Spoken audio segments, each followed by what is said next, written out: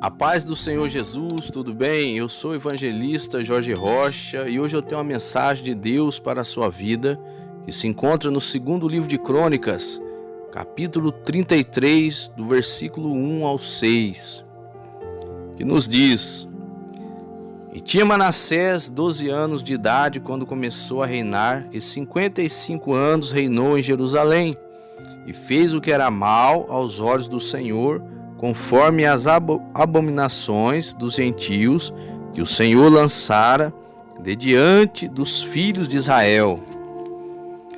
Porque tornou a edificar os altos que Ezequias seu pai tinha derribado, e levantou altares a Baalaíns, e fez bosques, e prostrou-se diante de todo o exército dos céus, e o serviu, e edificou altares na casa do Senhor, da qual o Senhor tinha dito: em Jerusalém estará o meu nome eternamente.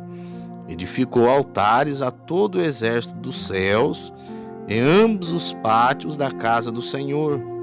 Fez ele também passar os seus filhos pelo fogo no vale do filho de Inom, e usou de adivinhações e de agouros e de feitiçarias, e consultou adivinhos e encantadores, e fez muitíssimo mal aos olhos do Senhor para provocar a ira.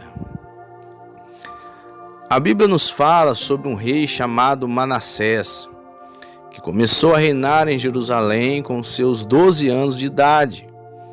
Manassés era filho do rei Ezequias, homem fiel a Deus, que fez o que era reto aos olhos do Senhor.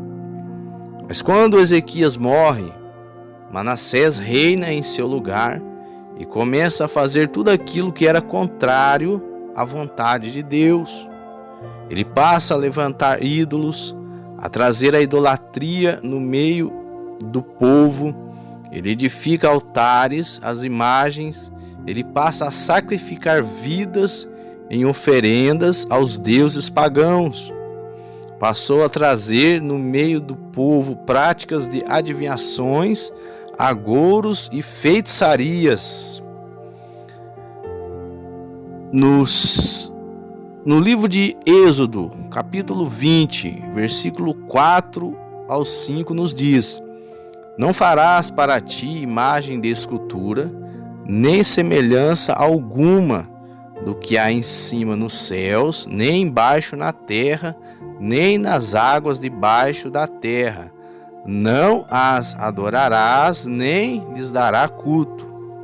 No livro de Apocalipse, capítulo 21, versículo 8, está escrito: Mas quanto aos tímidos, e aos incrédulos, e aos abomináveis, e aos homicidas, e aos fornicadores, e aos feiticeiros, e aos idólatras, e a todos os mentirosos, a sua parte será no lago que arde em fogo e enxofre, o que é a segunda morte.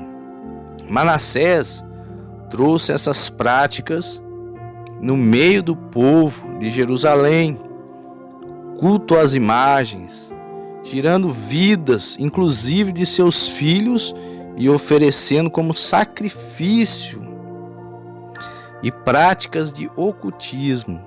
Fez o que era mal aos olhos do Senhor. Versículo 10 nos diz: Falou o Senhor a Manassés e ao seu povo, porém não deram ouvidos. No livro de Amós, capítulo 3, versículo 7 nos diz: Certamente o Senhor Deus não fará coisa alguma sem primeiro revelar o seu segredo aos seus servos, os profetas. Deus havia alertado o povo e a Manassés sobre o que eles estavam fazendo e que não estava agradando o Senhor. Pois sempre Deus nos avisa para que venhamos tomar uma atitude, para que não nos sobrevenha o mal. Mas Manassés não deu ouvidos ao Senhor.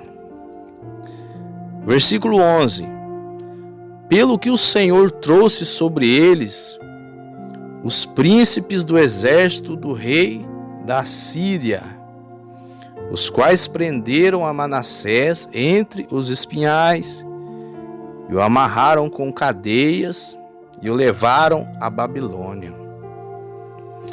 Agora Manassés havia sido capturado e preso, havia perdido o seu reinado. Ele estava colhendo aquilo que plantou, estava sofrendo por causa da sua rebeldia e desobediência a Deus. Versículo 12. E ele, angustiado, orou deveras ao Senhor seu Deus e humilhou-se muito perante o Deus de seus pais. Manassés conhecia os mandamentos de Deus, pois seu pai Ezequias era homem reto diante de Deus, e com certeza ele ensinou ao seu filho os mandamentos de Deus. Versículo 13. Ele fez oração, e Deus se aplacou para com ele e ouviu a sua súplica, e o tornou a trazer a Jerusalém ao seu reino. Então conheceu Manassés que o Senhor era Deus. Irmãos, nós vemos aqui que houve arrependimento. Manassés estava arrependido das coisas erradas que ele havia cometido, e Deus deu a ele uma segunda oportunidade. No segundo livro de Crônicas, capítulo 7, versículo 14, nos diz: E se meu povo, que se chama pelo meu nome, se humilhar e orar, buscar a minha face, e se converter dos seus maus caminhos, então eu virei dos céus, perdoarei seus pecados e sararei a sua terra.